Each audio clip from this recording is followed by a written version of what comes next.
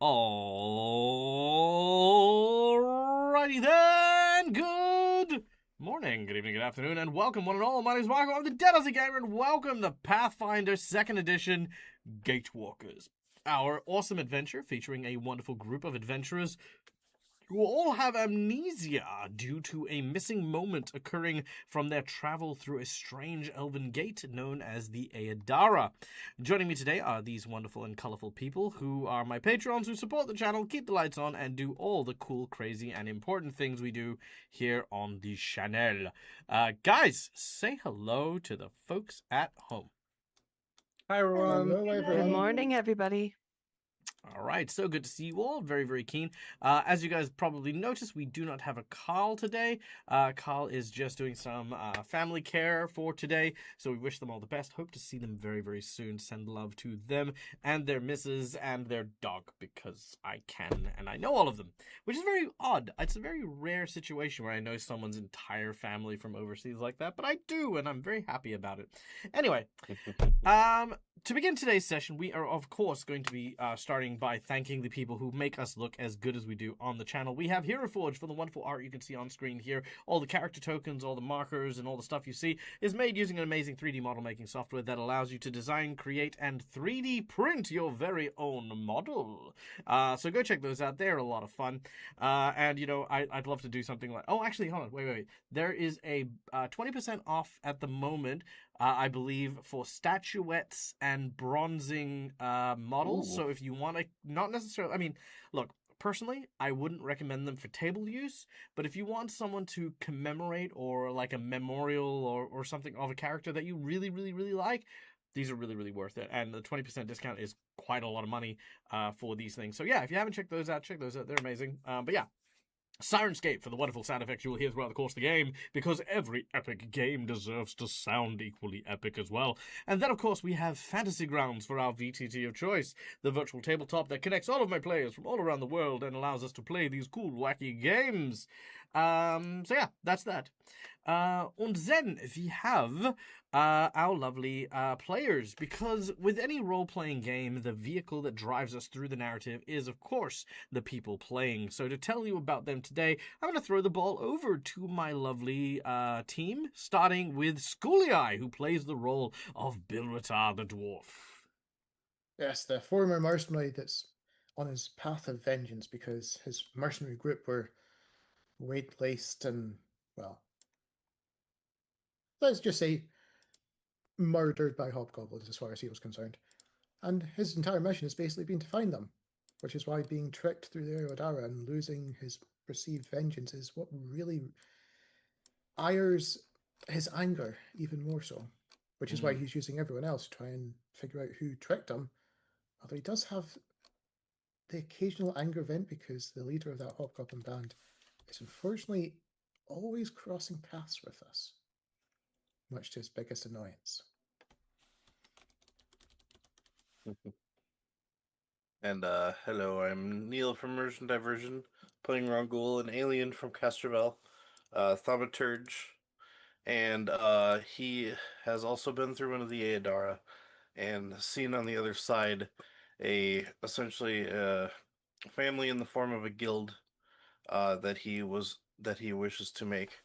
And upon losing the memories and unknown to what was on the other side, it got super angry and discovered his powers of his Gatewalker, of his oh my gosh, I already forgot what these powers are called. The well, his yeah, the innate abilities that we got within the gates. Yes, his goal is to make a guild of people within Castrovel, and now traveling to Galarian, now almost like a combination of the two, if there's a way he can get back and forth. But apparently the Space Galactic Police don't like what he's doing, and they think he's invading Galarian, so... No, they don't think you're invading Galarian. What do they think you're doing? They think I'm poaching, okay. Mm-hmm. See? I just think it's the invasion, because that's what was said at first, but... yeah. Oh, yeah. Okay. Yeah. Hello. Oh, sorry. Very good. Are you done? Yeah. Yay. Okay. Hi, I'm Jen. I play Aelith, the Elven Ranger of the group, who tagged along at the very beginning of her adventure as she was trying to find out what happened and why she had these lost memories. Now she finds herself in this strange underground area trying to find professor she's never met before. So she's kind of relying on the two people who have met him and how to proceed forward from there.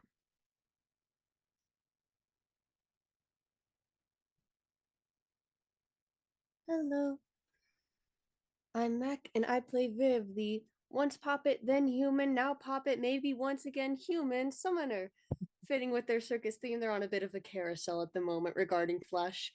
They are, regardless of made of cotton or flesh, they are a child summoner who summons strange, horrifying toys to aid in their adventures with their dear friends, everyone here. They were brought to life whenever the child who once held them wished for them to come to life through walking through the gates. But now they have been separated from that child, and enough time has passed that child has moved on and does not need a little puppet anymore. So Viv is trying to find their own identity now.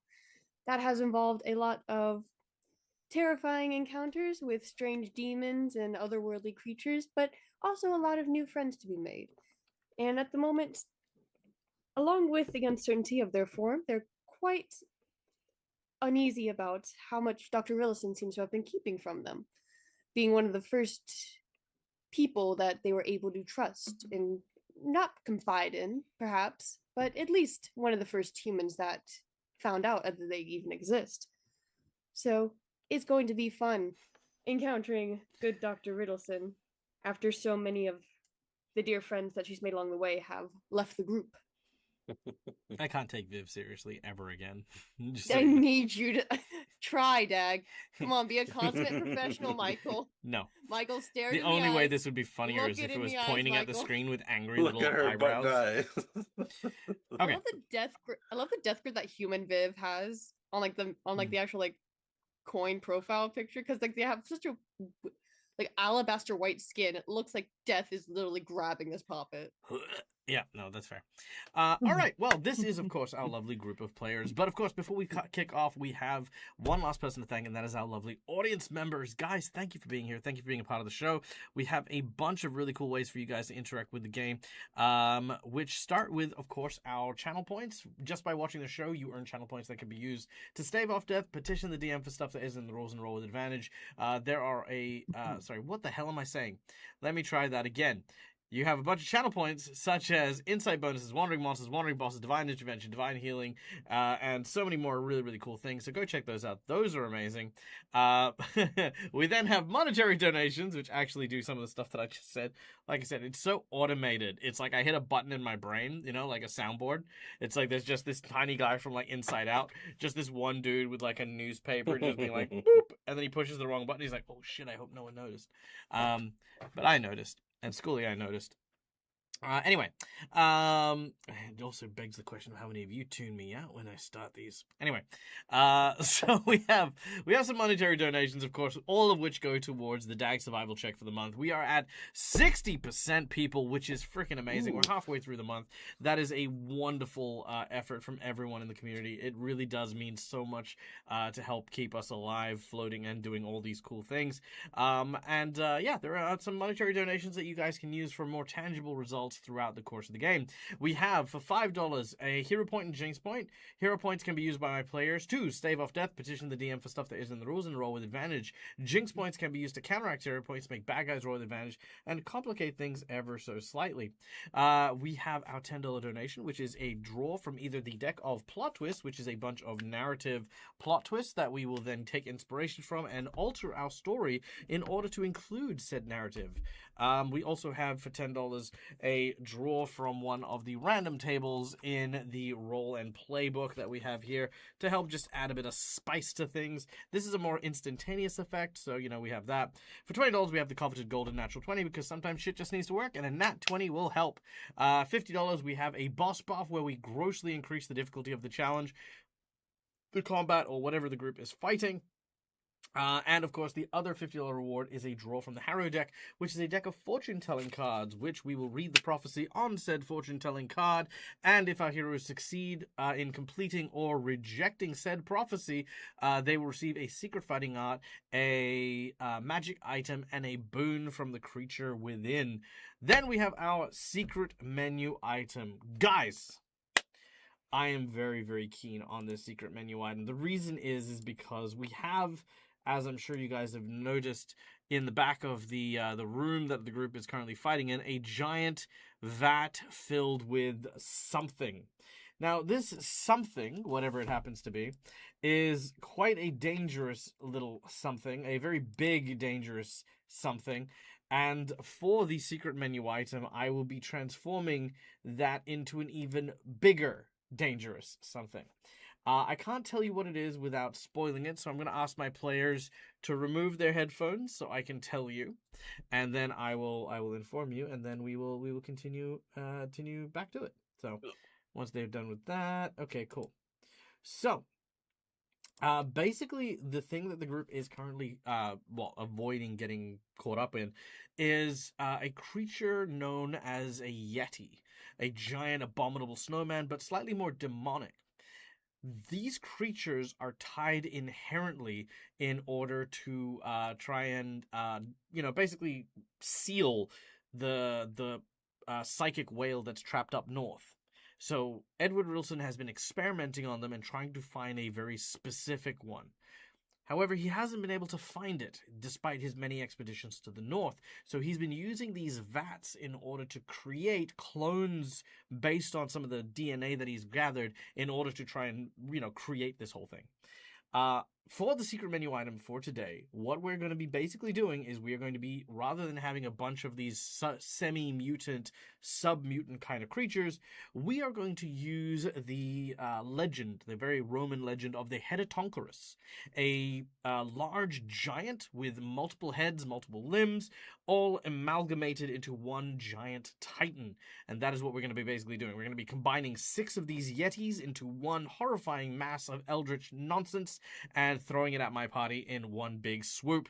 So that is what we're going to be doing. Also, by the way, ladies and gentlemen, if you haven't checked them out, World Anvil, our dear friends, thank you so much for being here and stopping by. How are you, my dear? I hope you're doing well. Please go check out World Anvil. World Anvil's amazing. I was on their World Building Con stream yesterday. Go check out. Actually, I'll put in the link to their YouTube channel as well. So go and check them out because there's lots of amazing guests, lots of incredibly talented individuals, and you can go and learn so many things about good world building practices, gain a ton of tools, and do all of that as well. So please go check them out. They're absolutely amazing. All right. Let's get my players back with the headphones. Cool. There you go. Yay! I love that. Just been putting together our world for today's adventure and dungeon writing class. Oh, that's amazing. I cannot wait to see what becometh of said adventure and all of the stuff that we wrote. But yes, please share with me and let me know when that all hits. All right. But that is our intro. That is all of our stuff done. You guys ready? In theory. In theory? Okay. Well then, without any further ado, let us return once more back into the basement of the Riddleson estate, where our heroes now confront the infamous doctor himself.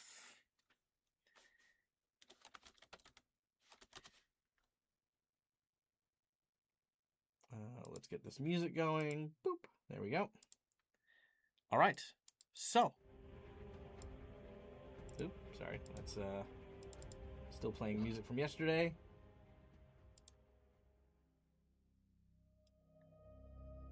All right. Now,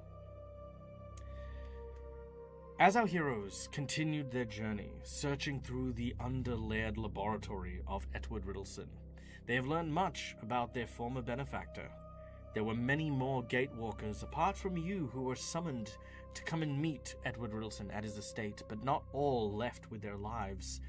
After finding a trophy room with a number of severed heads, the tops of their skulls cut open, their brains examined and extracted, our heroes quickly learned of the devious nature of the experiments Edward Riddleson was conducting on the Gatewalkers themselves, Gatewalkers like you.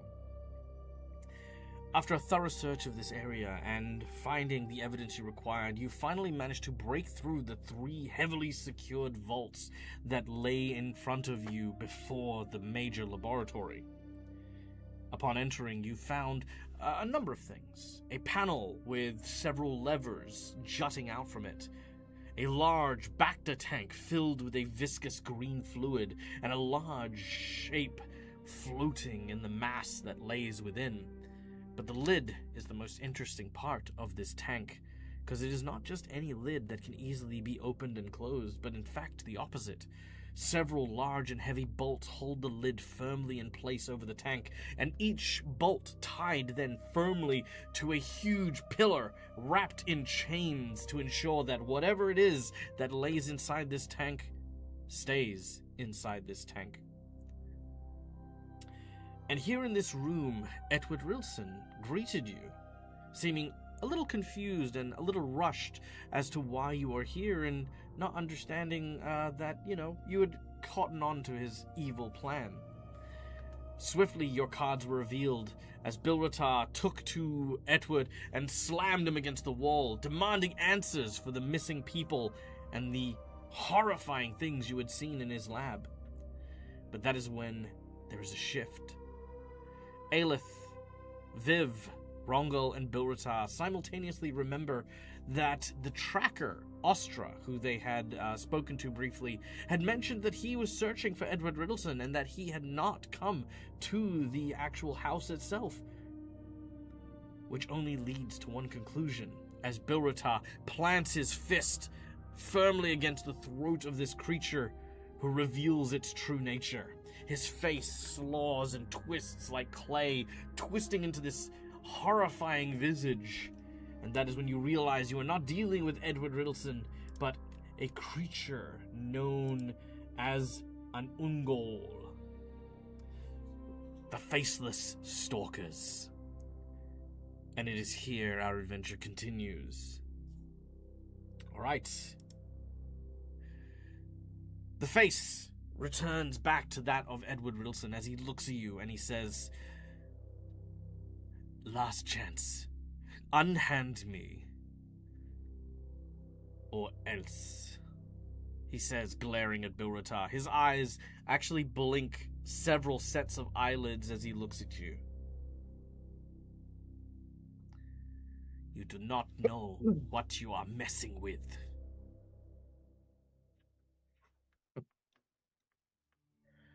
Bill does a very guttural chuckle. I'm assuming he recognizes what this creature is at this point, if you can what you said. He says, "Another one of you. I didn't like it when they impersonated my friend back there, but maybe you'll suffice, since apparently this is what you do all this time."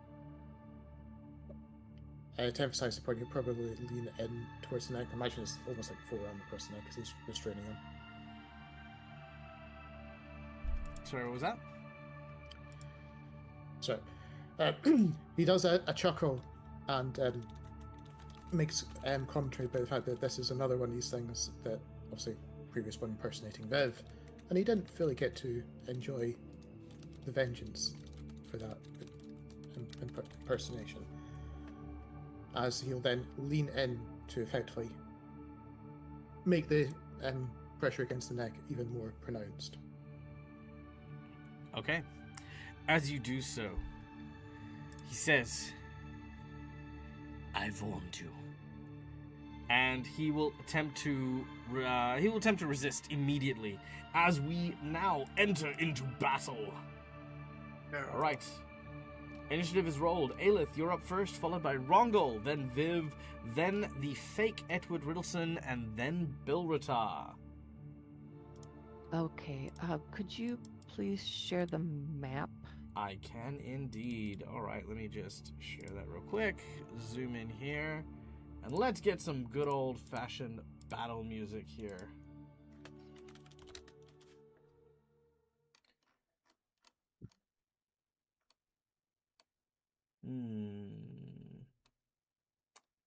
I kind of want to use some of the Starfinder ones just to hear what they're like.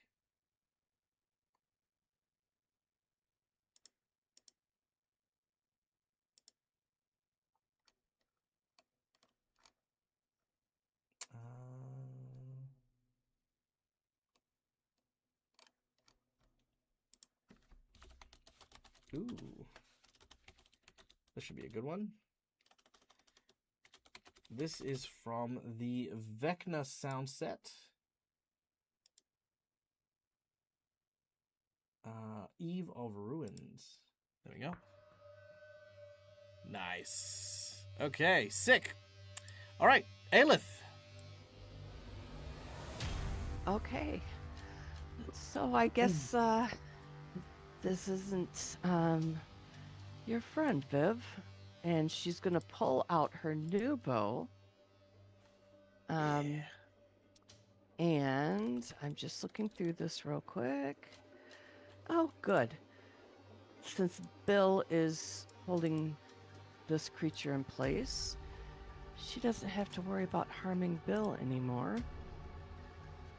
So I am going to try to do the hunter shot and precision shot all in one. And I'm still showing a black screen. Oh, It's Just because my we don't have- token. No, No, we I don't have got a you, I light got you. source for everyone else. Let me, you know Oh. what? I'll just take off the lighting. There you go. Okay, perfect. Okay, let's see if this will work.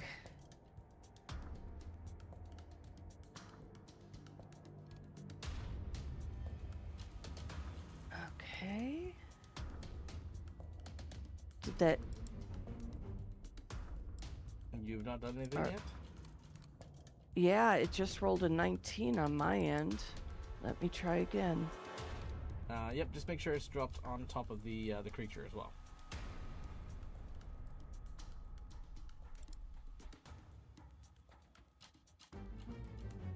Yeah, I'm rolling. That's the second time I rolled and dropped it on him, and it's not.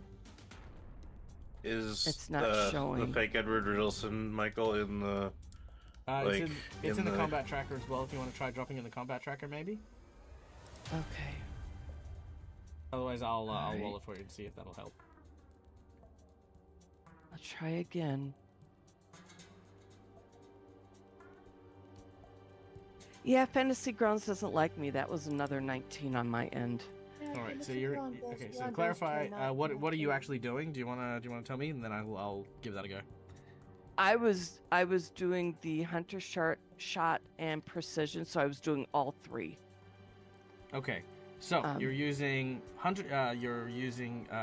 him for the hunter shot and your precision strike. So we're gonna Yep. drag and drop that. Okay, we rolled a 15 on that one, which is a hit. Yes, Mac? You're not on Ayla's turn as well. That may be why Ayla's not able to roll to hit. Oh, maybe. I don't think that's ever been a problem, though. No. Okay. Yeah, okay. Okay. All right, but that is a hit. Can you try rolling your damage? Let's see if that helps. But as we're calculating that, we want to give a big shout out and thank you to Cookiemon Steve for 2 hero points for Bill and Rongol and 1 for Aelith Hey. and Viv. Thank you so much. Thank you. Yeah, for some reason this isn't working. My damage didn't show. Isn't showing either? All right. Nope. Maybe log back out and log back in, and then by the time we get to Okay. your next turn, hopefully we will resolve some of those issues. All right. Okay. Okay. All right, that was Aelith's turn as Aelith marks their prey and their target, taking aim and firing. The arrow flies into their shoulder, and you see this small trickle of almost transparent, translucent blood pouring out of the wound. Very clear sign it's not human, but also a good insight for if you want to test if these guys are human, later on down the track. Rongal, our thaumaturge Lashunta. What does our spaceman decide to do?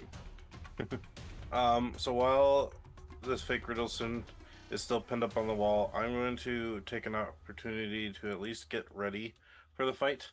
I'm going to drink one of my potions of greater healing. All right, pulling out your potion. Thunk. You chug it. That is 66 plus 20 points of healing from the drink. As the fluid pours through your body, the alchemical solution begins to cause your wounds to stitch and heal. 54 points now restores to your person.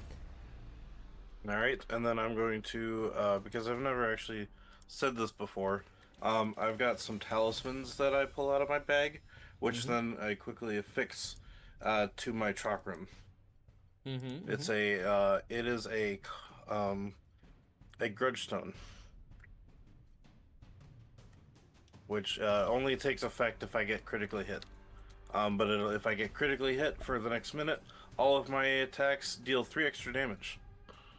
So if I ever get crit, that'll happen then. All right, fantastic. And I believe that's all my turns then to do so. All right, done and done. Next He'll up, take out my no, sorry, was that it? No, yeah, that would have been him. All right. It was interact to pull out and use the potion, and then take out the trinket and put it on my weapon. Yeah. Very well. For the third action. Okay. Next up is our puppet summoner Viv. It is your turn. What do you want to do? So maybe caught a bit off guard by there being yet another faceless stalker. They recall the time that they were basically hiding as a lifeless puppet. Can they recall anything from their time pretending to be lifeless around this faceless stalker that might be useful now? They are very, very... Despite their appearance, they are actually... Okay, so think of it this way. They're actually just a big body of muscle and sinew, which is why they're able to shapeshift. They have no bones, they have no fixed structure, which is why they can shapeshift. Meaning that even if Riddleson does look like a spellcastery kind of wizard, you should probably treat them more like you're dealing with a monk or some other unarmed monster specialist. Yeah. Then I think Viv will call out in her usual childish wording manner. This guy may have a lot of mad punches. Maybe take care of that. And let's see.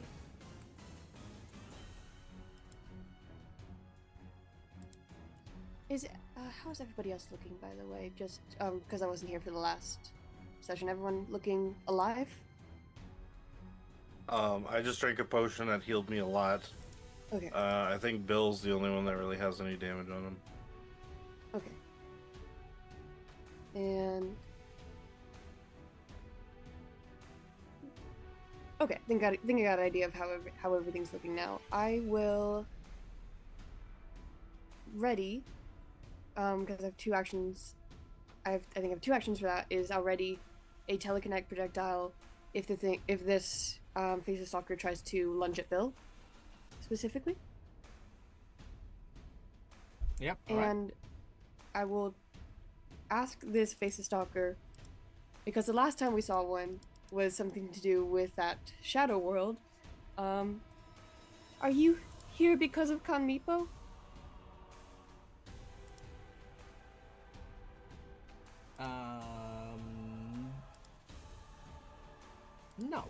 No, I am not. I do not know. No, what am I saying? Hang on, let me get his accent back. I do not know this Kanmipo. I have just been given very specific orders.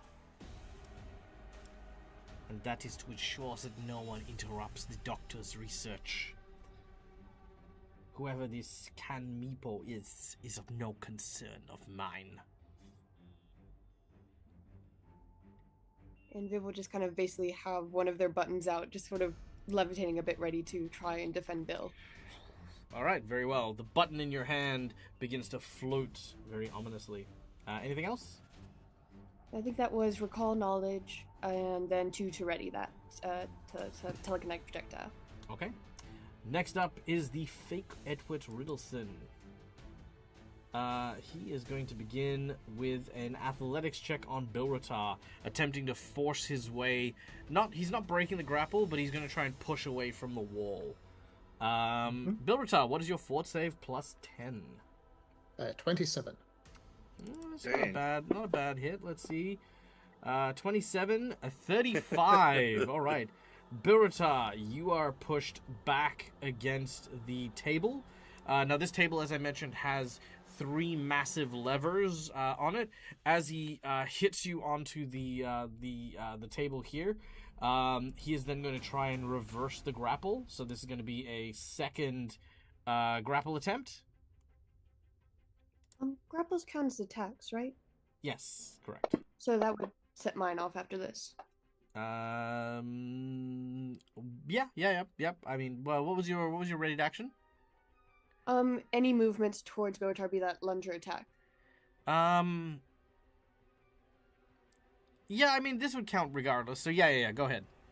Okay.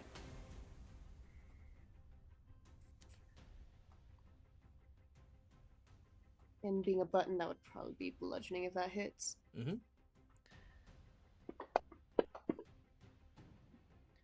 All right, that will unfortunately miss, but I'm going to burn this nat 20 on my athletics check. Bilratar, he has now reversed the grapple on you. So as he now holds you, he slams you into the panels, and he says, Vic, I can see why none of you have been used. You would all be inferior specimens at the best. Perhaps I would be doing the doctor a favor by getting rid of your useless meat sacks. All right, Bill, you're up next. As this guy basically now is like choking you and pushing you against the table with the 3 levers. Okay. I'm going to keep going with this. So using the momentum being pushed back like this, using the solid structure in air quotes as much as it is, can Bill try to kick out his legs to trip him?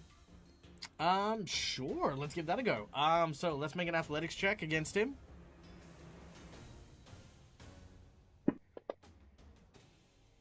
Ooh, unfortunately, a 24 is not going to do it against him, I'm afraid.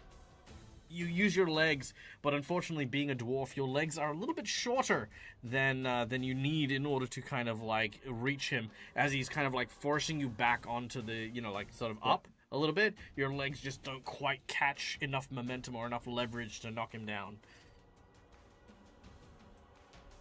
Very well. Next, almost in the fury, the fire sort of engulfs around his fists. Mm-hmm. That's the whole thing. And then he's going to try and basically, think of it as like trying to punch the elbow to sort of weaken it. It's just an unarmed strike, but it's effectively aiming at the elbow. Okay. So what we're going to do here is, because you, like the way we can do this is you can spend 2 actions as part of the same action. And what we're going to do is you're going to make an attack. And if you land a successful hit, you're going to break the grapple at the same time. Okay. Okay, let's do it. Unfortunately, that is a critical miss. Yeah. Do you want to roll me a percentage, or do you want to use a hero point? No, I'll just roll with it just now. A 28. Okay. With a 28 on a critical miss, that will have the effect of all the enemies around you will target you and gain a bonus to do so. That is unfortunate. Bilratar, he is now wholly focused in on you. All right, and unfortunately, that is going to be the rest of your turn. Yep. Aelith, Have you returned back to the... No. Not yet? Okay, well, what would No. you like to do? Well, first the damage. Yep, I'll do the damage on that real quick. Okay. So that was that. So there we go. Okay, so Edward takes 11 points of damage from the first attack. All right, what do you want to do this time? Okay. Now, you still have him targeted, so you've got 3 actions. Okay. I think... Come on. I think I'm almost logged in here. No, that's okay. I'll roll it for you. Just tell me what you want to do. About the only thing she can do, she's gonna aim at him again and fire her bow. Okay, single. Are you going to use the precise shot, or are you going to use the single attack? I'd like to do the precise shot, please. All right. First action, you use your precise shot, which is going to be 2 actions to use, and will strike with a solid hit. The arrows fly, finding purchase in the flesh. Another 2 arrows. Nice. Managed to hit it for 16 points of damage. He is not happy about that. But it is a solid hit nonetheless. You have 1 more action. Let's see. Oh, we are all grouped together, and that's never a good thing. So, If you want to move, you can move. yes. So now that I can see the token, Aelith is just going to come back over this way, just so that we aren't in a nice little grouping. Describe it a little bit better than this way. She's moving back a ways, so then there's more room for the others that might do more hands-on, and then she has a clearer shot. Sorry, I mean, rather than a bunch of this, the intent specifically, you might say, I want to move behind the pillar that's second from the right of where she is. I want to move up against the wall behind the Eidolon. I want to move onto the other side of the tank. I need a very specific location. Okay, yes, she's just backing up, and if that is a pillar, then getting behind cover as much as possible. Okay, so there's no cover behind the pillar directly next to you. The closest pillar that has cover is this one here, which is the second one down. Okay. All right, then that's where she's going to go. All right, very well. So Aelith moves right into cover there. behind this pillar here. Okay. All right, easy done. All right, Rongal, we now return to you. You're watching as Bilratar is being throttled by this fake Edward Riddleson. What do you want to do? Just Right, before Rongon goes, Yep. just thought that you've got someone that grabbed on him, not on Bill. Because it also who did I affects grab? things. You've grabbed himself. Oh, did he? Oh, well, that's Yeah. no bueno. Just because obviously it affects his AC before Rongon goes. Yes, it does. Okay. There we go. All right. Sorry. Thank you for that. Carry on. Okay, so really quick question. The Chakram is technically a ranged weapon, but it uses my strength for throwing and stuff like that, but it wouldn't count as threatening, right? So Ask if I your went to question flank, more directly. if I went to flank with Bilratar, You would be able to flank with a Chak- chakram, yes. I would? Yes. Oh, okay. I figured I technically is a I don't need martial to know the ranged weapon, logic so and it's- reason. I've given Okay. you my answer. Got it. All right. So, which case, I'm going to basically be studying the way that this fake Riddleson is acting, since he's focused on Bill. As I move around to flank with Bilratar, my second action is going to be to try and study him with exploit vulnerability. All right, very well. Roll I'm- your occultism check, I think. It's the esoteric lore is what I have to roll. Yeah, whatever that one is. Yep. Oh. 31. Yeah, that'll be plenty to know that they have no apparent weaknesses. Well, is it first off, is it a regular success or a critical success? That is Because I get stuff from that. Let's see, 18, so 14, 18, 22, so that's a regular success. Okay, so I just recall an important fact about the creature. Learning about its highest weakness, or one of its highest weakness if it has multiple with the same value. Has no but not weakness, its other giant weaknesses. shape-changing blob. Okay, in which case I can just exploit its mortal weakness or personal antithesis. I'm going to go with personal antithesis since it doesn't really have any weaknesses. My unarmed and weapon strikes against the creature also become magical if they weren't already. And and my personal antithesis causes the target creature and only the target creature to gain weakness against my unarmed attack and weapon strikes equal to 2 plus half my level. So I have 5 additional damage if I can hit him. And then my last action will be to try and strike at this fake Edward Riddleson. Alright, very well. As I throw it into his back. So I would get off guard. No, not if you are throwing it into his back. Oh, okay. Only he would get it? Okay, so Only Bill would get a it? chakram as a weapon is a metal disc with a handle in the center of it. It has 2 functions. The first function is as a melee swiping weapon, and the second is as a throwing weapon. Oh! If you are using it as a melee weapon, you do not need to worry about it, and you will gain the off-guard bonus. If you use it as a ranged weapon, unfortunately, ranged weapons do not gain the off-guard penalty.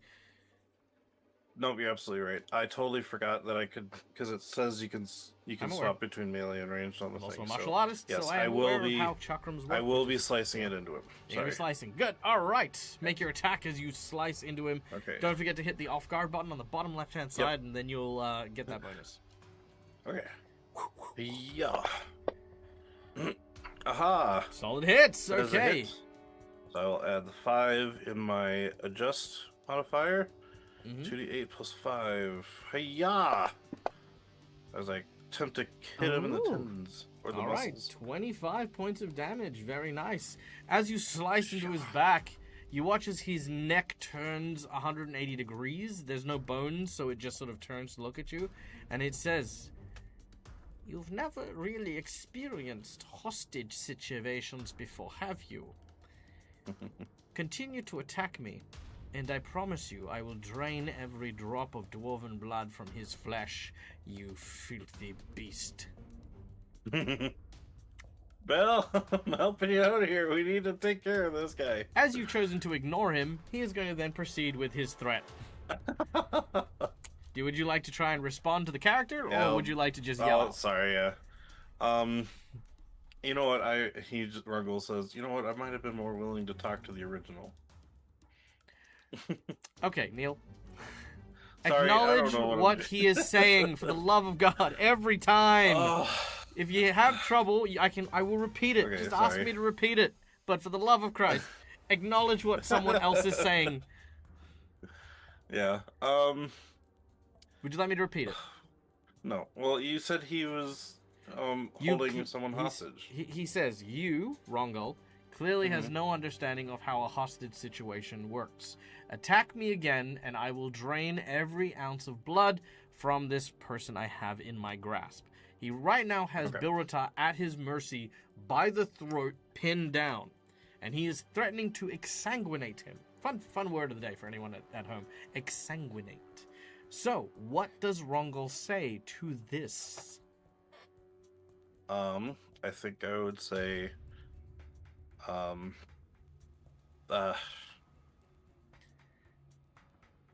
Start with what Rongol I'm- feels. How does Rongol feel about Bilrata being a hostage?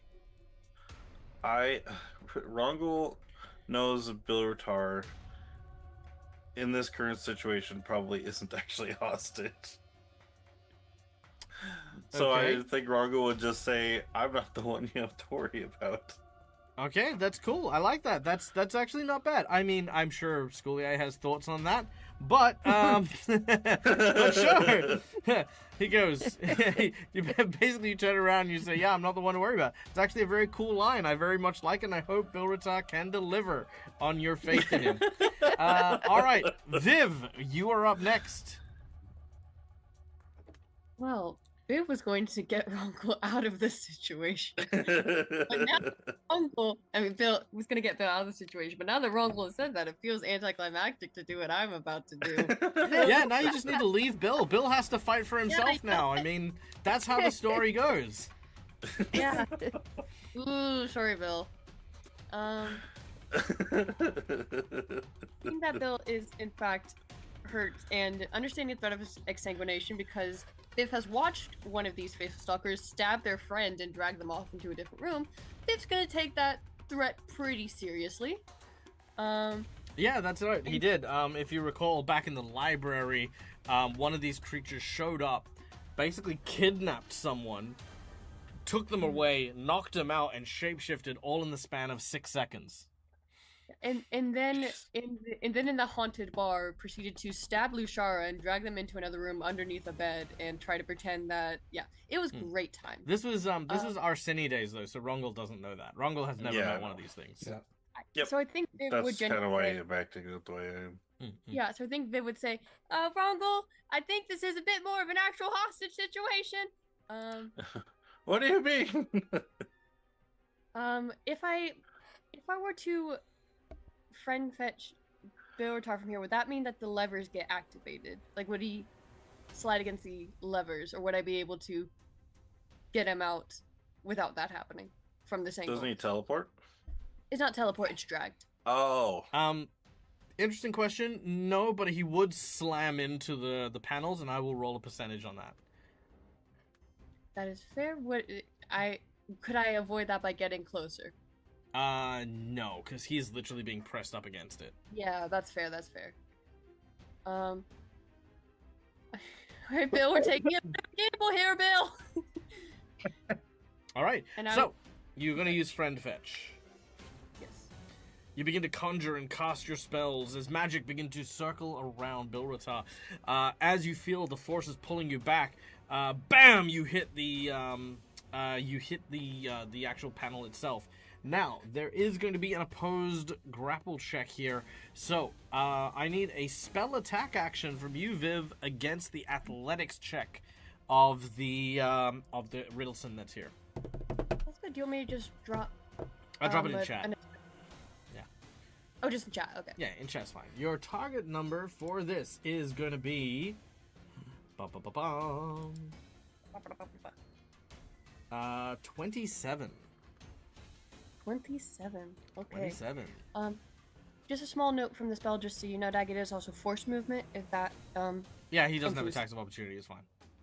Yes, good. Just want to make sure. Yep. Oh, Bill, you got away. That's so great for you. Can I use a hero point? You may use a hero point. Thank you. Also, I think I was supposed to give you a second hero point, which I think I didn't. So I'm gonna. I was just gonna say, I'm pretty sure you managed to disappear one of your jinx points as well, but did I? Oh, okay. Well, I'll add the jinx point in a second. But yes, I'm not going to change what you have, but you have spent the hero point. So, make a reroll. We're never getting Bill out of here. All right, you managed to pull, and you just watch as the head that was 180 degrees now just turns back and looks at you, Viv. Mm-hmm. All right. Anything else? Yes. Let's see. So that was about as successful as I should have imagined trying to grab we have a divine intervention from Cookie Mon Steve, which means you get to roll again on your attempt to pull B03 with advantage. Oh, thank you. Steve is big. I feel like we should create like a channel deity for like the people, like, you know, freaking like Steve and, like, you know, Cross the Streams and stuff, the people who show up with the divine healing and divine intervention all the time. It's just a giant cookie monster in the sky, and like the crumbles fall down like heavenly. Like it's what made the exemplar. Cookie Monster grades. Yeah, that's it. He eats the bad rolls. Oh, natural 20.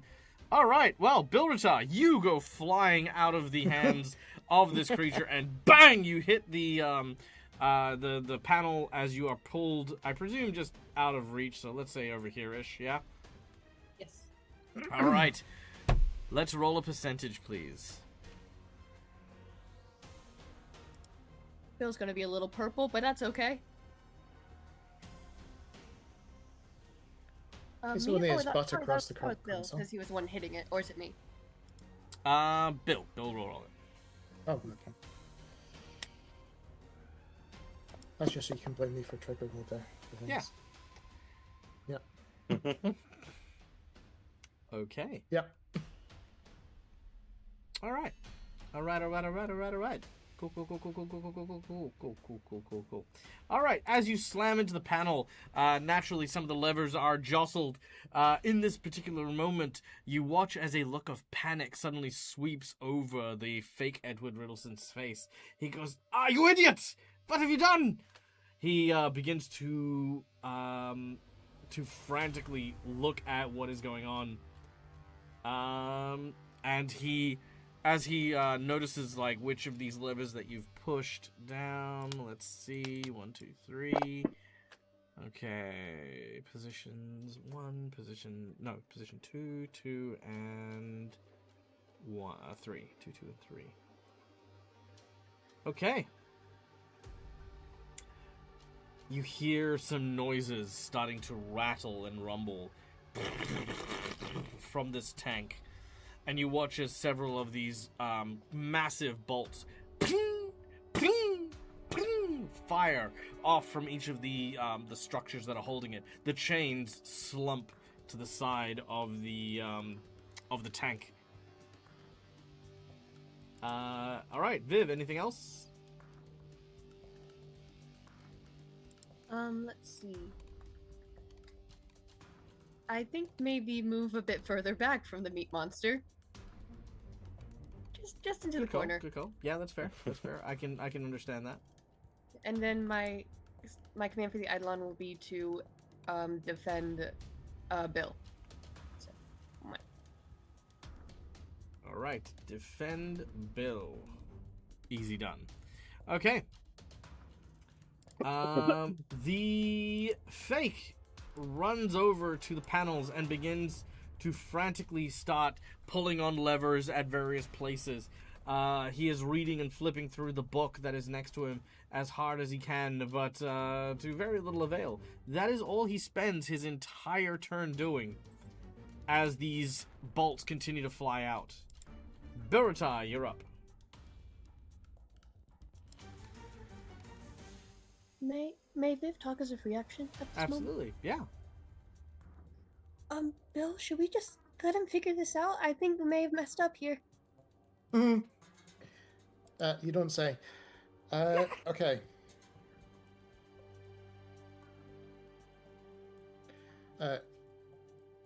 Assuming this is okay with you, Viv, Bill will like to grab effectively the scruff of the puppet, just so it's not beside this guy. Sure. As he will back away, and I am thinking effectively down here just in front of the pillar that Aelith is in. Mm-hmm. Obviously I can't move the puppet. Yeah, don't worry, I got you. Yeah.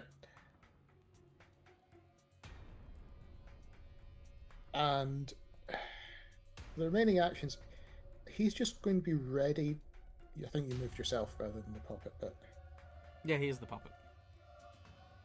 That's the Eidolon. The Eidolon's job is to defend you. Yeah. Oh, sorry, I meant, yeah.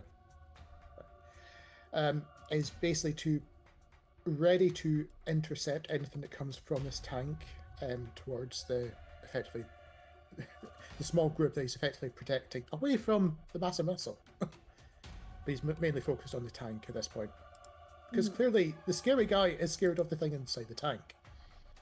So that's basically Bill. Okay. He's preparing. All right, so you are preparing. Aelith, you're up. So, scary guy is afraid. Do you really think we should be sticking around? We have an opportunity to leave. As you can see, he's frantically trying to stop us.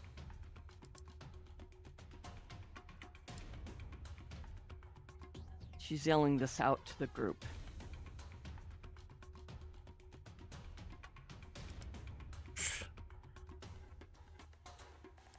considering the logistics of trying to speak as a puppet with your scruff being grabbed. I don't. Okay. Yeah, that's a good point, Aelith. Okay. Aelith is going to head towards the door, and if allowed, can she pick up the Eidolon, or is the Eidolon too big? I think you can. I don't have a problem with you trying to pick up the Eidolon. I mean, Okay, it'd be like picking up a regular person. So. Okay, yeah, she would grab the Eidolon and then continue out the door. All right, so move over to the Eidolon, pick it up, and then move half speed to the north. So, what's your speed? I believe it is 30. Where is it? Yeah, I think she's 35. Okay, 35. So, 15. Yeah, so you basically just be able to get to the front entrance, like, of the place here. Okay. Okay. Yep. Okay, and you have the Eidolon with you. Not a problem. All right, anything else? No. All right, Rongo, you're up. Hearing Aelith say this, I will follow. But as I follow, I just say, "Are you really sure we should just be leaving him here, though?" So then I follow. 5, 15, 20, 25. Yeah, that's all I can go. So I go there, and then I just say, "Are you sure we should be leaving him alive, though?" Well, right now, he's the only one that knows what those levers do. Do you really want to kill him? If he's trying to stop what's happening now. If he's the bad guy and he trapped something that could help us, though. He's afraid. He ran over to those levers to stop what was happening out of fear. That's all I say, but I'll at least get into the square so someone can come in as well. So that'll be my turn. Very well. As I follow. Okay. Well, are you gonna respond to what Ayla said?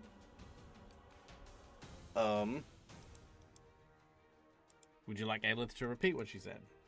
Yeah, sorry. He went over to stop what was happening out of fear. If we kill him, he has more knowledge of what those levers do than we do. If he's trying to stop that, let him. Okay.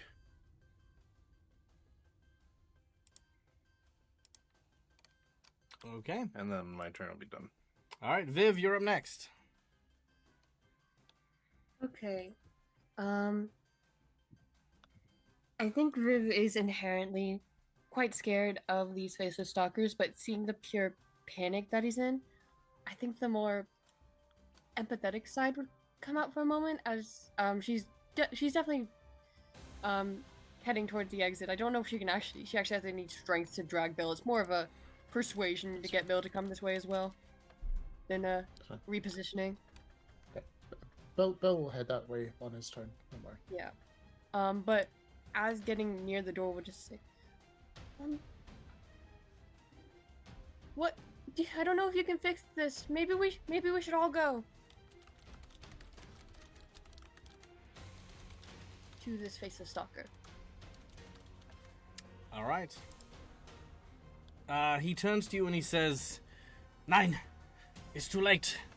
If the guest is vacant, there will be nowhere that is safe. It must be stopped now. He watches another one of the rope, the chains fall to the ground. Ah, Scheiße! He's working very, very hard.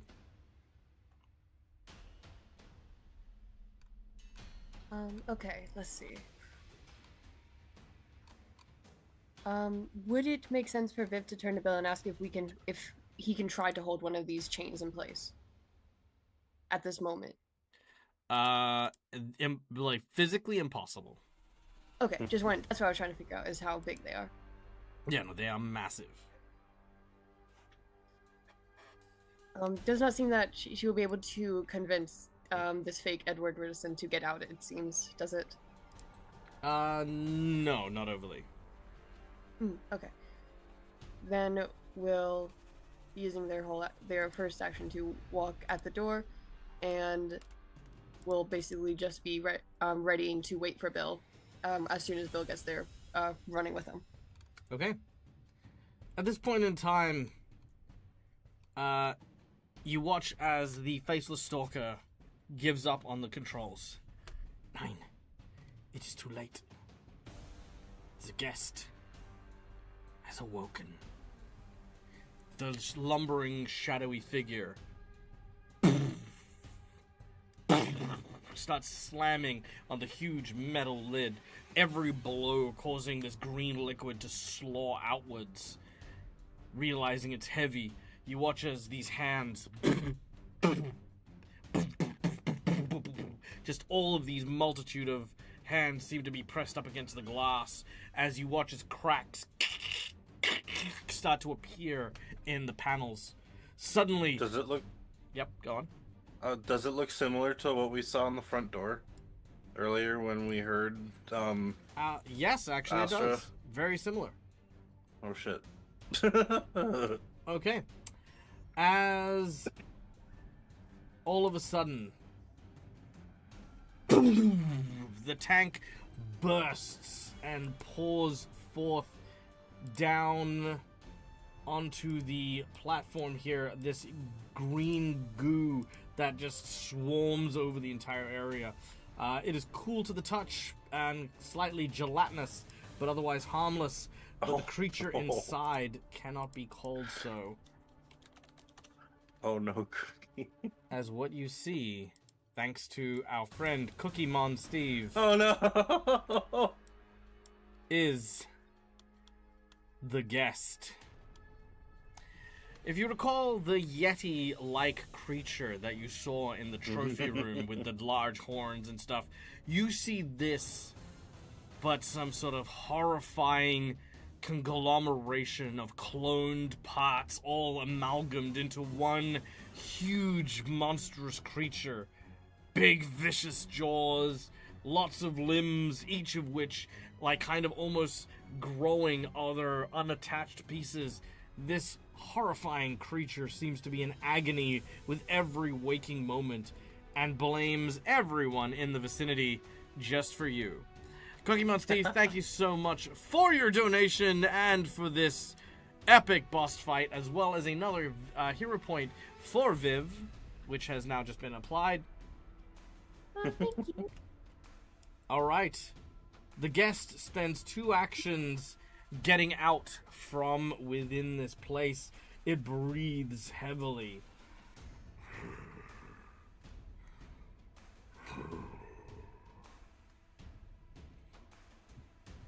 It then uses multitudes of eyes and using its all-round vision to see that the closest target is Bilratar. Oh no. Let's see. Bilratar. The guest is going to be super easy on you and is just going to use this action to try and grapple you. He's gonna try and grapple something easy. Alright. And it will also get this bonus here. There we go. Alright. Oh no! Oh no. With a critical success, several hands reach up and grab Bilratar, lifting him to its multiple faces. It does its best to try and understand the creature that it's before it. It doesn't know if you're food. It doesn't know if you are, it doesn't know if you're, you know, like a sacrifice, a threat. It is assessing you right now. Oh, Paul Oh. McGinn comes in. Are you forcing me to re-roll my athletics check, Paul? How dare you, sir? How dare you? You come into my house. Yeah. Is that what we're doing? Are we re-rolling for the big guy? Let me know. I gotta hear the words come out of your mouth. I have to hear it. Cookie.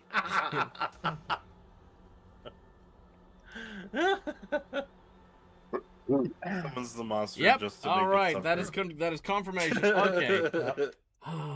You know what? That's funny. I remember nat 20s. Nat 20s We were super rolled for the nat nice. 20. Okay, Still- 36. Is that going to be enough? It's a success, not a critical success, but it's a success. Oh well, that's fine. Okay, very well. So you aren't pinned, which is what I was gonna do for you. So instead, you are now just grappled. So, yeah, you basically he grabs hold of you and he is assessing you.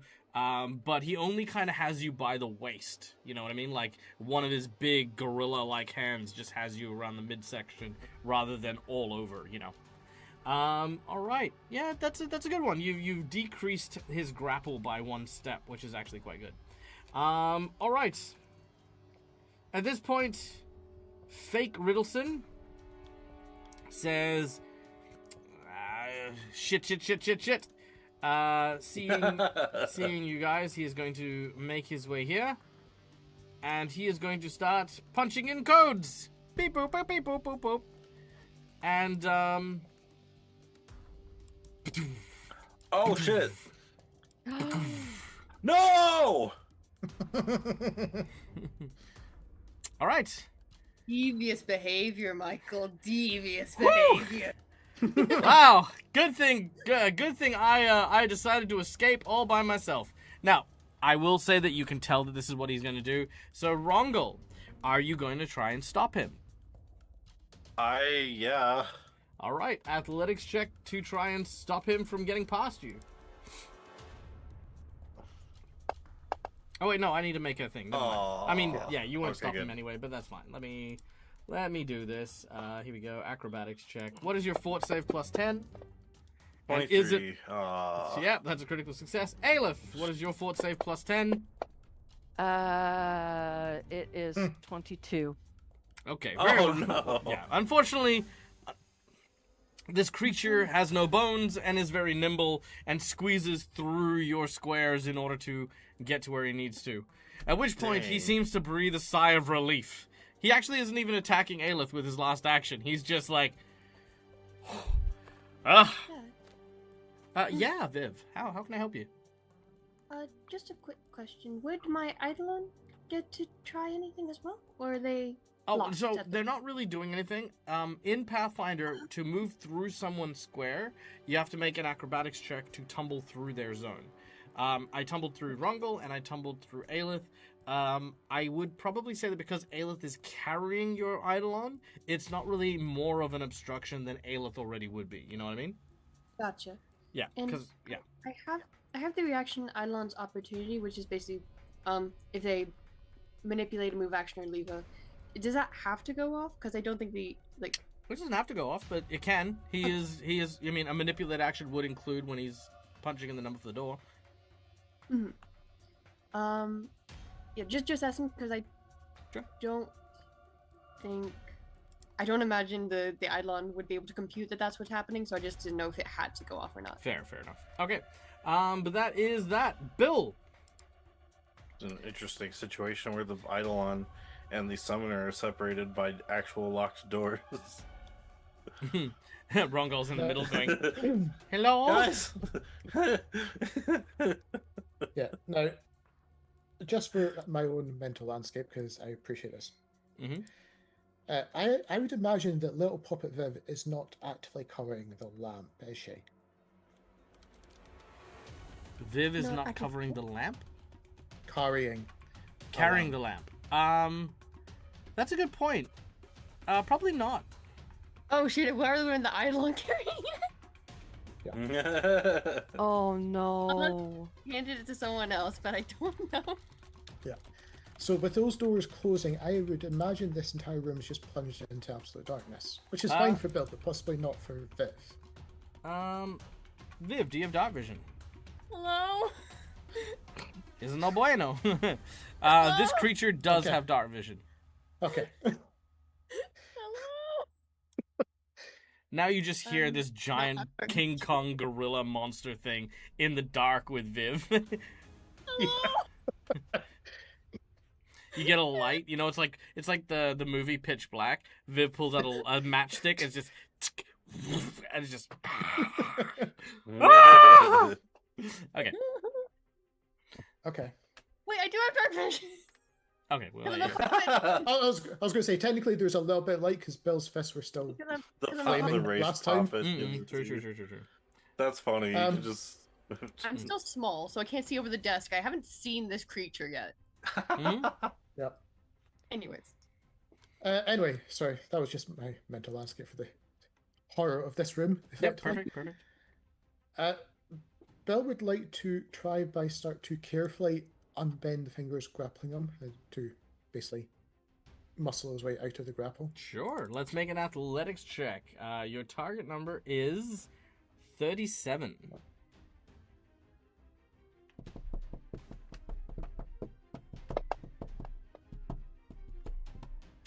That is a crit Ooh. failure. I'm just going to say that you're going to take some crushing damage here as you tried to do this, but by struggling against it, you've kind of like pulled the finger back, which has caused it to tighten its grip. Yep. Which is, it actually does have a constrict damage. Yeah. Oh. And its constrict damage is 3d6, baby. You gonna make me roll it? No? Oh, I actually still have to hit on constrict attacks now. Ah. Is that... I didn't know that. Okay, cool. So, I'm just gonna have to do this manually. So, Bill... That is a 22 to hit you. Wait, that can't be right. Oh, no. You have to... Hold on, apologies. I need to look this up because it's got a plus value. It's also got a DC. Look up data constrict. There we go. Constrict. Here we go. Let's have a look. The Montel's DC an amount of damage to any number of creatures. Each of those creatures must make a basic fortitude save or... Yeah, okay, cool. So, alright, so it's 3d6 damage with a basic fortitude save of DC 32. Okay, so fortitude save. Yep. That is not enough, which means you will take 16 points of crushing damage.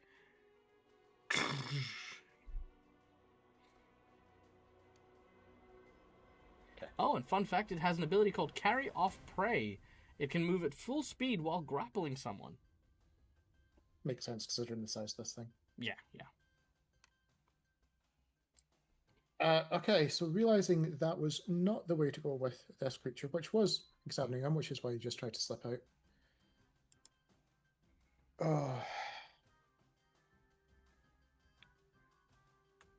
Bell's going to effectively try to now treat this as though it is an injured creature that's obviously much larger than him. Because that's the way it obviously appears. And instead of trying to pull out the hand, can I just put the hand on it as almost a comforting, as though he's trying to basically soothe it? Interesting. He's not going to break out. Tell me He's not gonna try and break it. tell me the mindset here. Sell me on what's going on in Bill Rattard's head. It's more thinking... What's the best way to phrase this? He's encountered a large wounded animal that's obviously panicking or fighting for its life, clearly in pain and all that sort of stuff.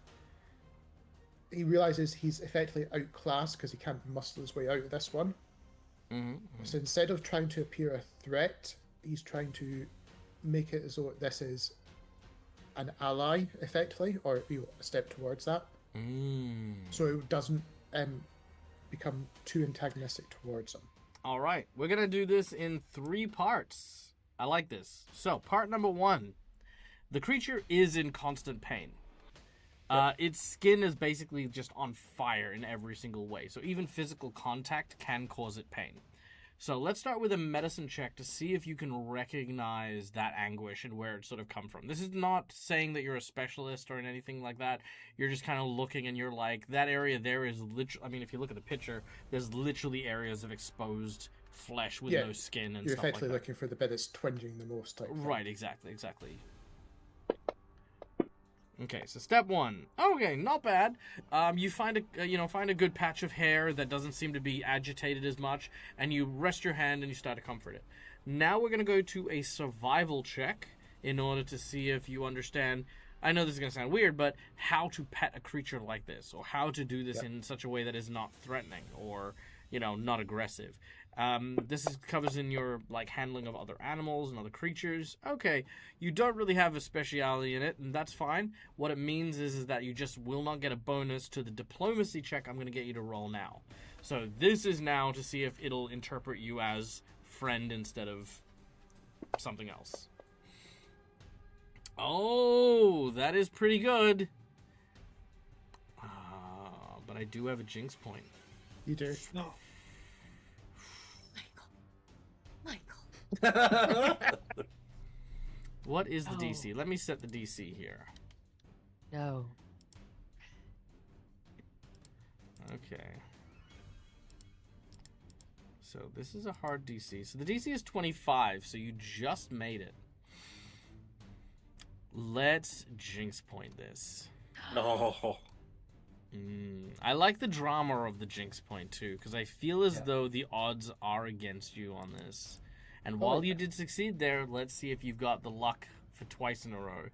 See if you can make me eat that thing. No. All right. You do have a hero point. You can counter me.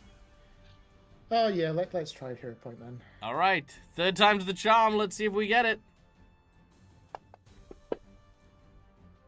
No. Slowly getting worse. Slowly getting worse. Okay, unfortunate.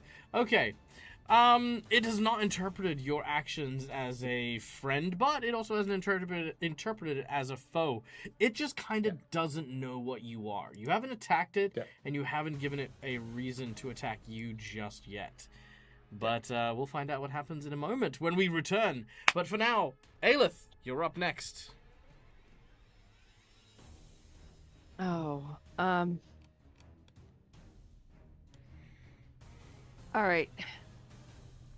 This guy out here has really pissed her off, so she's just gonna try and get rid of him. She's not gonna allow him to escape. So He sees you drawing your... well, hang on, because remember, you're still carrying the other guy, and a bow is a two-handed weapon. Oh, that's right. You will need to change your grip and put him down, and as you do so, he will look at you and say, "What are you doing? Do you have any idea what will happen if that thing gets out here?" Why don't you tell me? As she draws her bow and she points it at him. He'll say, "What, you mean the giant thing with horns all over it and giant limbs for tearing flesh apart? I don't know. It could break out and rip everything to pieces like a giant freaking kaiju." You should know. Weren't you involved in creating it? No! How many times do I have to tell you and your stupid friends I am here to pretend to be the doctor so idiots kill me instead of him? I don't know what he was doing. My IQ is about room temperature. I don't want to die. I saw Godzilla just then. I ran.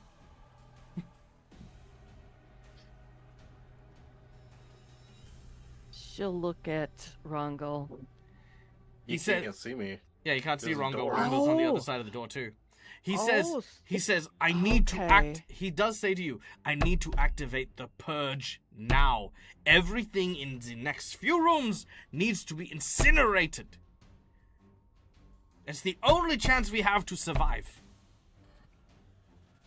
I need to save my friends. Your friends are already dead.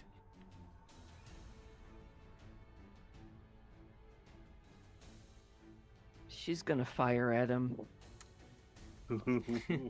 That's not going to help you, he says. Okay, and so So to be puts so the- to be clear, because I think Aelith also does have more of a knowledge about this. What does killing him achieve? Does that help you save your friends? no, Does it advance what your goals are in any way, shape, or form? Now, you can attack him. I'm not going to say you can't. What I'm saying is that every round and every second and every action will matter in this fight. If you choose to take the time engaging him, he will engage you back. You will then have to deal with him on your own. she doesn't want her friends to get incinerated. Mm-hmm. If you would like, I'm more than happy to share a couple of ideas if you want to make an intelligence check. Please, because Yeah, of I'm course, kind of of course. at a loss. Look, no, absolutely. And this is, again, a PSA to all the audience members. By the way, don't forget, you do not have to do games like this on your own. Just like I don't ask for an athletics check when you make... I don't ask for push-ups when you make an athletics check. If you're struggling for ideas, ask for wisdom and intelligence checks. More than happy to share ideas. At least, I think GMs should share ideas and stuff. All right, so what have you got?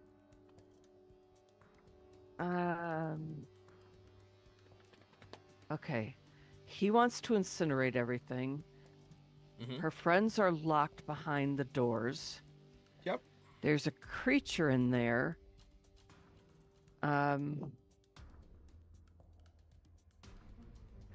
Her big thing is she wants Sorry, I to need the save her... intelligence check. Oh, I'm sorry. Yeah, we're not breaking this down and working it. I have an idea to share. You just need to make an intelligence check to find out if Aelith is smart enough. Oh, that's true. Where is... All right. Obviously, Aelith must be smarter than the player because why am I not finding... Intelligence? It's your intelligence on the It's main on your page. main page. Oh, the main page. Yep. And See, then that's why I'm looking under skills. Yep. Alrighty, here we go. all right, what do we got? All right. Why aren't you... There we go. Oh, she's not. It didn't work again. Okay, hold on, wait. Have you really quick? Have you actually selected your character in Fantasy Grounds? Because from my angle, or from my Yeah. thing, it shows that you have not. You're in the game, but you haven't actually activated your character yet. My character sheet is up. Okay, so on the right-hand side, just for humor me for this, so close your character sheet real quick. Okay. Go onto the right-hand side under where it says campaign. No, sorry, player. Okay. Characters. Characters. Then double-click on Aelith. My character isn't showing up there. It's because she's already technically selected it because it'd be up in the top left corner Nope, with all that's of fine. our names. Okay, try that again. Can you see it, Aelith now? No, it's not showing up under character selection. Interesting. Jen, if you go up to the top left where our characters are all shown, and you right click She- it and then just say release on Aelith, then it should show up in the box.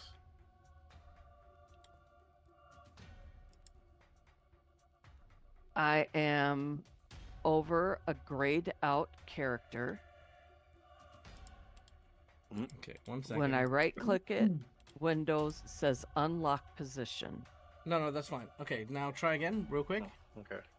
Hey, what's up, Gaming Team? Ladies and gentlemen, a very, very big welcome in to Edward, good friend and former player in our channel. How are you doing? Hope you're doing well. All right, we'll have to sort that out later because there's definitely Yeah. a communication thing, but that's fine. What did you roll for your intelligence? Or would you like me to roll it? I can roll it. Yes, please roll it. There we go. All right, we got not bad. Okay, that's a 16. Perfect. So, basically, you need to convince this guy to not just incinerate all your friends. Now, what you could do is you could ask him whether or not incinerating will kill the creature or just kill your friends.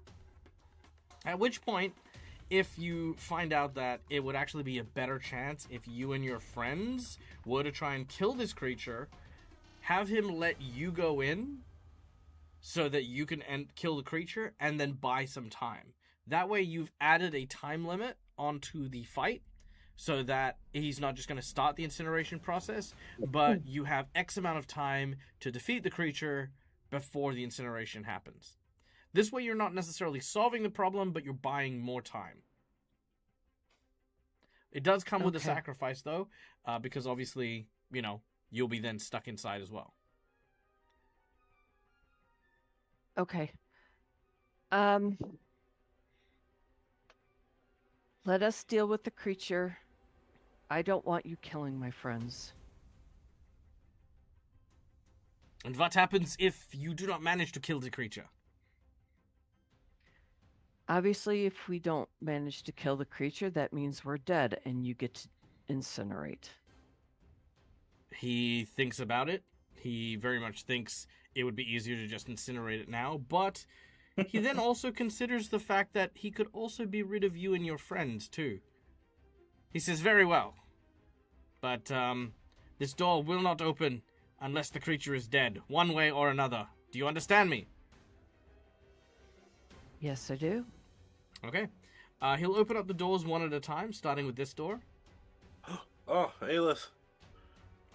We have to go back in. We have to save Okay, yeah, Bill and Viv of course. by killing the creature. Okay. You and the Eidolon and Rongol Alright. head in. He then closes that door, opens the door behind you, and will allow you guys to enter in.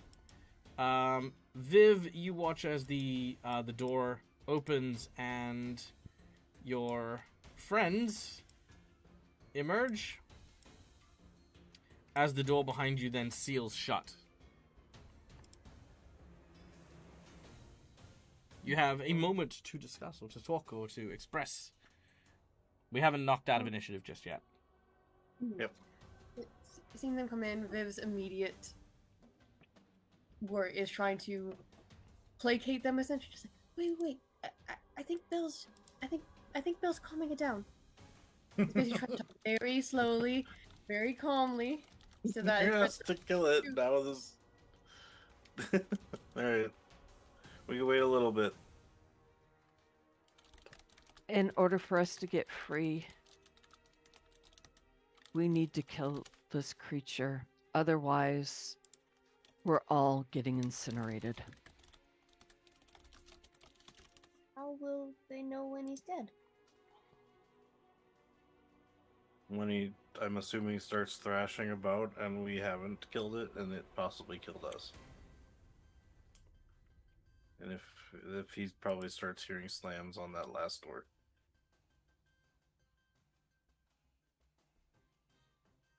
I don't think any of us are strong enough to throw bodies with that much weight. The large creature continues to crush Bilrata. Yep. Yeah, we gotta. Okay. All right. Aelith, you have used your turn and gotten everyone on the inside. Rongol, because you have moved inside, you have only 2 more actions remaining. What would you like to do? I would like to assess the situation, at least try to get a gauge on this creature, as I'm going to shift my target from the fake Riddleson and try to exploit vulnerability on the creature. Okay. This creature I need to make an esoteric. Hang on, I need to make the esoteric skill first before you tell me. It's fine. Ah, You do not. okay. Well, in a failure, I think it's just my my personal antithesis then. Failing to recall the salient weakness about the creature, you instead attempt to exploit a more personal vulnerability. You can exploit only the creature's personal antithesis, so that's the extra damage. But my weapons and unarmed strikes become magical. All right, not a problem. He's got exposed flesh. I'm gonna assume that's where the weak spots are. Sure. Yeah. And then last action, I'm just gonna not take it. I'm gonna wait to see what Bilritar does, because that's what Viv asked. So yeah. Actually, last action, can I hand a Aelith, the other group, what was it called? The other, oh my god, the group, the Grudgestone. I'd have to move over to her, so never mind. That would be my last action. Maybe reposition myself and get better. I'm gonna just move myself like over here, so I can get a better look at it, and that'll be my turn. All right. Cool. That then brings us to Viv. You have all of your turns because you didn't need to move just then. So, yep. Viv, being the inarguably smallest in the room, will probably see themselves as the least threatening, so use the first action to walk in front of the, no, at least out from behind the table so they can actually see this creature. It will be much like Bill. Will be trying to placate the creature, also kind of to have it so Bill isn't the only creature that this is focused on. Basically, just trying to placate as well. Okay. It's okay.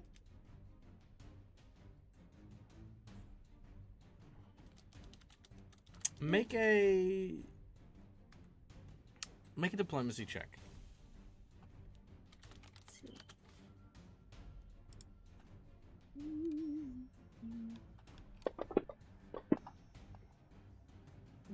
May I use my hero points?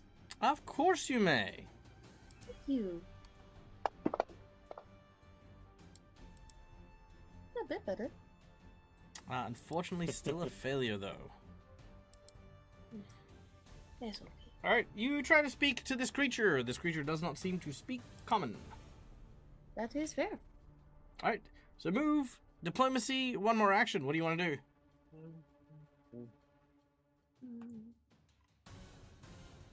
Viv's very hesitant to make this creature suddenly angry, but we'll probably just order the Eidolon to position it closer to be able to help Bill. So have the Eidolon approach, not get too close yet, but just like within this range, essentially. All right, sure. Okay, the creature. At this point, the pain begins to start to well up. You watch as, sort of this sort of blood-like ichor, like it's black and sort of greenish in color, starts pouring from its body as it cries out in pain. You watch as several of its fleshy sort of bulbs sort of slaw off its flesh as it tries to hold itself together. All right. It is going to try to escape, so it's going to use a perception check to try and look around to see if it can find a way out.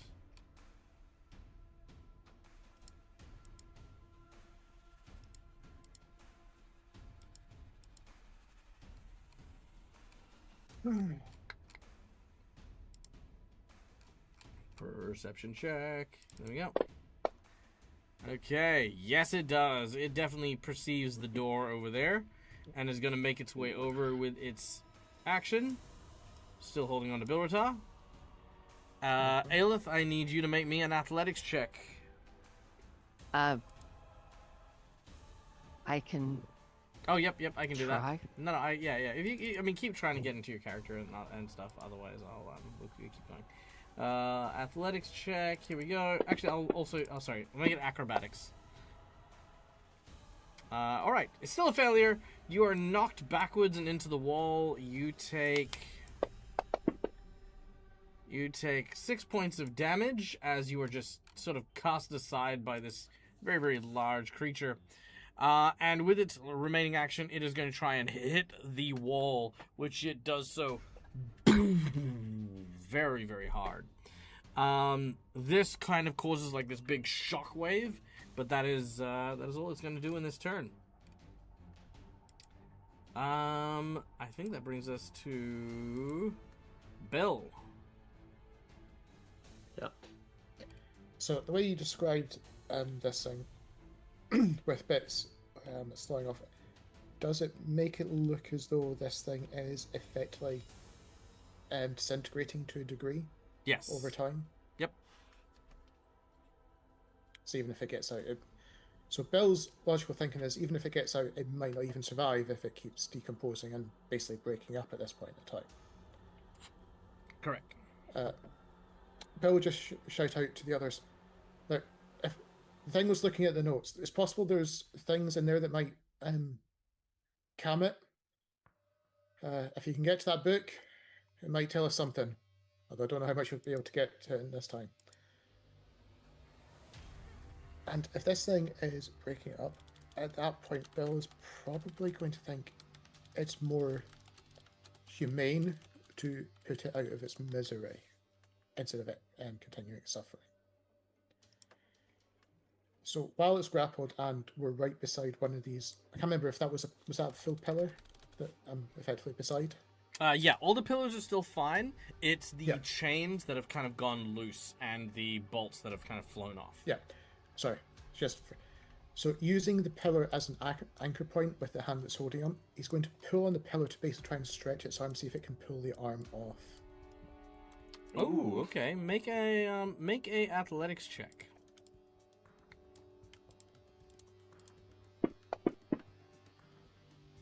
And I would like to hear upon that one, please. All right, let's hear a point it.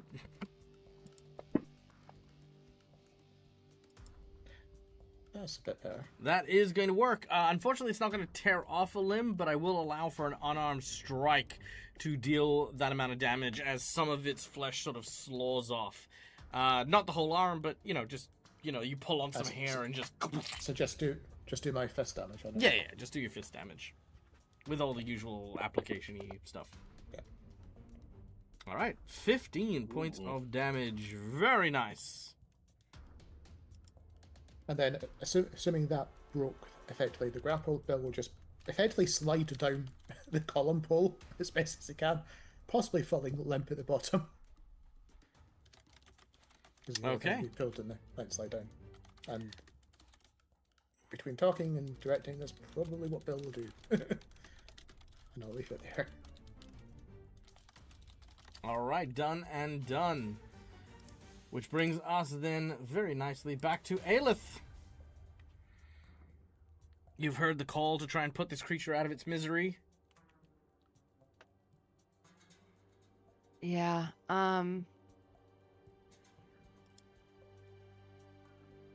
she's just going to she'll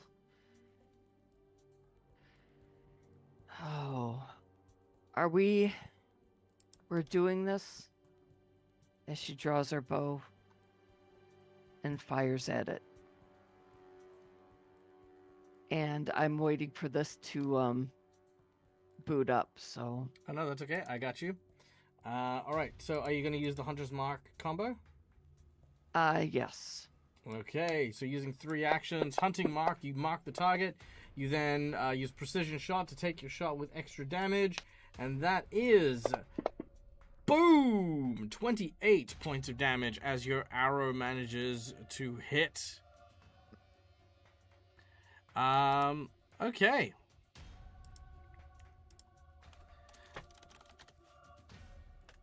As we then go from Aelith, we move to Rongo. Okay, so Bill said that there was a book, and it might potentially have something in it that might have, some information about how to calm it down.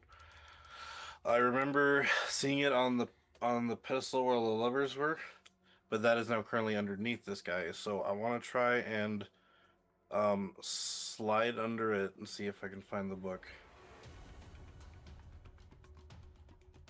Almost like a running slide, grab through it. What are you trying to do? Trying to run under it, almost essentially. I know. sliding Sorry, through I know it. the physical thing. Oh, I'm going for the book. Because Bill said there might be something in there to help calm it down. okay. All right. Very well. Make a acrobatics check to slide underneath its legs in order to try and grab at the book. Natural 20. Very For 30. cool. All right, you do so. As you dive underneath it, several hands come down from above you, trying to grab at you as you pass from under it. There are even eyeballs and mouths and horns Ugh. underneath its body, so it sees you as you're... Because, again, it's got all-round vision. So it tries Yeah. to grab at you and stop you, but you manage to dodge all of the arms and limbs and stuff, grab hold of the book, and tumble in back onto the rear end. All right. All right. Now you have this very big book. I'm going to try and rifle through it and see if I can find anything. That will take you 10 minutes. Oh, gosh. All right, you know what? Roll a Book percentage goes if into you my want to bag turn to for- a random page and hope that it has something relevant. Sure, I will try for at least once. If nothing, then fight shall be had. 5. No, 6. 6? No. You find out that the engineering plans of how they secured the pillars into the room by digging a very, very short hole, then, of course, filling it with sort of an adhesive, then sliding in the pillars to fit like a wedge, very flush against the ground. Then what they did was they actually had a little recess well at the top of the where the pillar is. So as it stuck into the ceiling, they then filled that hole to then fill the empty space above where the pillar was, so that it went into the ground and into the ceiling simultaneously as a single Oh, cool. stony concrete piece, which they then polished and shaved so that it was one large thing. All right, so I just say, nothing in here without a little extra time. I'm going to just strike at it. And yeah, we'll take my last action to just cut it in the back of its leg. Okay. Make your attack. Oh wait, no, you're drawing a sword? Oh, you've got your chakram already. Yep, It has carry on. Yep. Chakram has returning too, so part of the Yep. weapon it kind of comes to my hand and slices. All right. Returning only works if you throw it. It doesn't work from your backpack. Oh, okay. But it's fine. You had it out before, so it's fine. Okay. Make your attack. Yeah. Ooh, 31. That'll hit. Do your damage.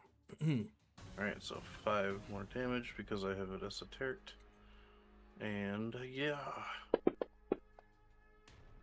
That's 18 points of damage. Ooh, very nice. All right. Now we're cooking with gas. All right, Viv, you're up next. Okay. Viv, I think, can understand that it would perhaps be more humane to put this poor thing out of his misery. Also understands that they are not a frontline combatant, so we'll use a 5-foot step to get a bit away. And then I think it would take me about there, yeah? Mm-hmm. Okay. I think we'll probably use a soothe on Bill, because before anything, doesn't want Bill to die very quickly. Good call. Yeah, I'm gonna do a quick soothe on you, Bill. Let's see. To ease his mind. Just a little bit, yeah. Just make sure I remember what's... That'll be at spell rank 2. Perfect.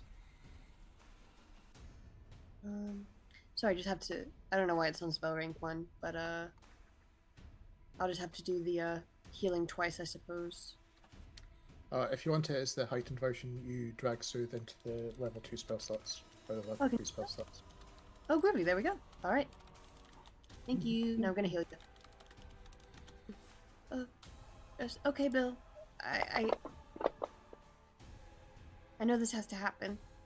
Okay.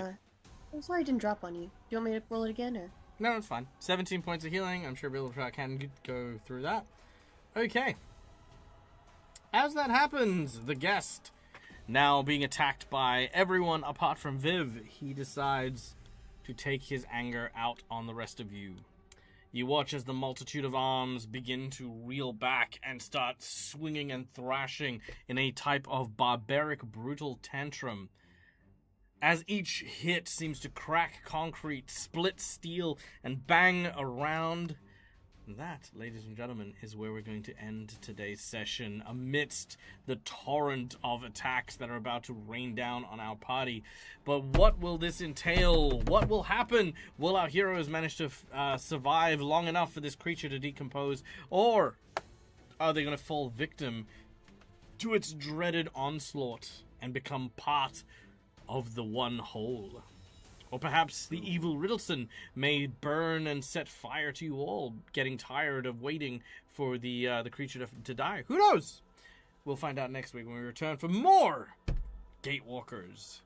In the meantime, stay wonderful, stay safe, stay amazing. Be sure to tune in 7 hours for 8 hours. 8 hours. Tune in 8 hours for our Starfinder game, No Place Like Home, which will be on here on the Dead Aussie Gamer channel.